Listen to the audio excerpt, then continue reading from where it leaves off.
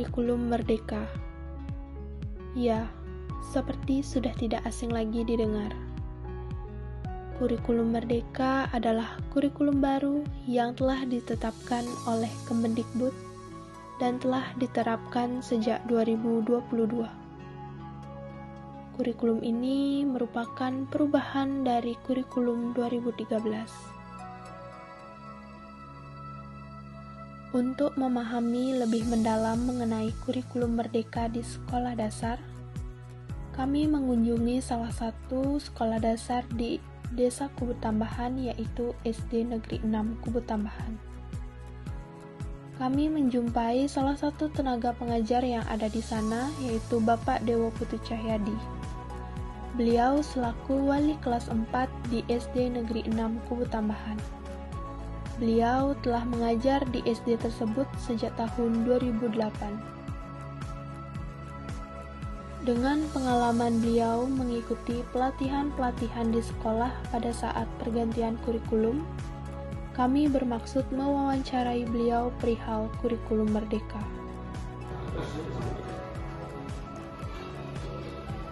Kalau kurikulum Merdeka itu kan pembelajaran bagaimana menciptakan suasana belajar yang menyenangkan. Jadi siswa tidak dipaksa secara penuh. Misalkan kalau materi A itu belum tuntas atau belum dikuasai oleh siswa, kita tidak boleh lanjut ke materi selanjutnya. Harus selesaikan dulu di kurikulum, di materi itu. Tidak ada target. Targetnya cuma ada fase. Ada fase A, fase B, fase C, dan seterusnya. Menurut narasumber kami, yaitu Bapak Dewo Putu Cahyadi, beliau menjelaskan bahwa kurikulum Merdeka adalah kurikulum yang memberikan kebebasan belajar pada siswa. Selain itu, beliau juga menambahkan bahwa proses pembelajaran pada kurikulum Merdeka adalah pembelajaran bagaimana menciptakan suasana belajar yang menyenangkan, serta siswa tidak dipaksa secara penuh. Selanjutnya, perbedaan kurikulum Merdeka dengan kurikulum 2013. Beliau mengatakan, perbedaan kurikulum 2013 dengan kurikulum Merdeka yang pertama dapat dilihat dari segi cara belajarnya. Kurikulum 2013 menggunakan sistem tematik, di mana sistem tematik memiliki kompetensi dasar yang dinyatakan dalam poin-poin yang diurutkan untuk mencapai kompetensi. Poin pentingnya terdapat pada target capaiannya. Sedangkan kurikulum Merdeka disusun per fase, ada fase A, fase B, dan fase C. Ya. Kemudian perbedaan kurikulum Merdeka ini dengan kurikulum 2013 itu bagaimana? Perbedaan kurikulum 2013 dan kurikulum Merdeka yang pertama jelas dari segi cara belajarnya dulu ya. Kita berbicara dengan kurikulum 2013 dan kurikulum Merdeka. Nah, kurikulum 2013 atau sistemnya dia kan tematik, yaitu memiliki kompetensi dasar dinyatakan dalam poin-poin yang diurutkan untuk mencapai kompetensi inti ya per tahun. Ada target capaiannya.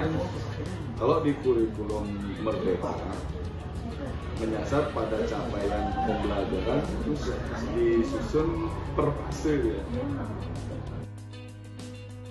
Kemudian prinsip asesmen dalam penilaian kurikulum Merdeka, baik dalam teoris maupun praktiknya.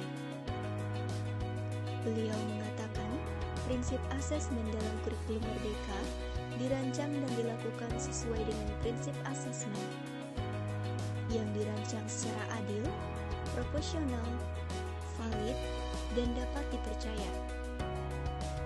Kemudian laporannya bersifat sederhana dan informatif. Jadi, penilaian di kurikulum Merdeka bersifat lebih sederhana daripada kurikulum 2013. Asesmen di dalam kurikulum Merdeka yang pertama itu dirancang dan dilakukan sesuai dengan fungsi asesmen. Asesmen itu kan penilaian. Nah, Terus yang kedua, dirancang secara adil, proporsional, valid, dan dapat dipercaya atau reliable. Terus laporan bersifat sederhana dan informatif. Jadi penilaian di kurikulum Merdeka itu sifatnya sederhana. Selanjutnya, bagaimana kurikulum Merdeka dapat meningkatkan kualitas pendidikan? Menurut beliau, kurikulum Merdeka dibagi menjadi beberapa fase yang berhubungan dengan kualitas pendidikan. Dari fase-fase tersebut, sudah dapat diambil kesimpulan bahwa di sana siswa tidak dituntut untuk terburu-buru dalam memahami materi. Apabila siswa belum tuntas memahami materi yang diajarkan, guru akan memfokuskan materi tersebut hingga siswa benar-benar memahaminya.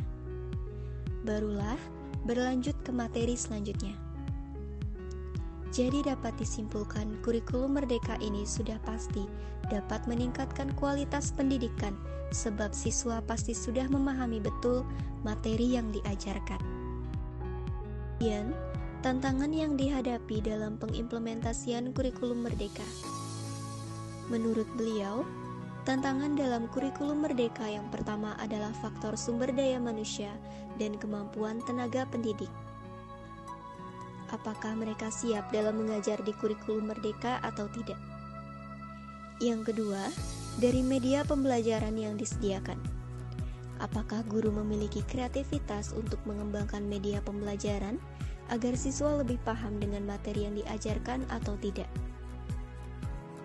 Yang ketiga, faktor teknologi.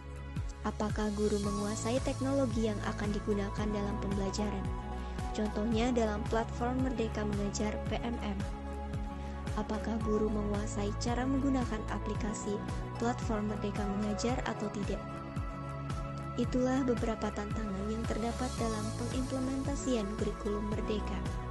Kesimpulan dari video ini yaitu persiapan guru dalam pembelajaran cukup efektif sesuai dengan kriteria pelaksanaan kurikulum Merdeka. Hal ini diketahui dari data yang disampaikan oleh bagian kurikulum bahwa semua guru telah membuat administrasi pembelajaran. Persiapan mengajar dilaksanakan dengan penyusunan peringkat pembelajaran yang berpedoman pada kurikulum Merdeka yang dikeluarkan oleh Kemendikbud. Guru dalam menyusun rencana pembelajaran melaksanakan pengembangan pada materi pokok pembelajaran, strategi, skenario, proses pembelajaran, metode penilaian, dan sumber belajar. Sekian video wawancara hari ini. Semoga bermanfaat dan terima kasih.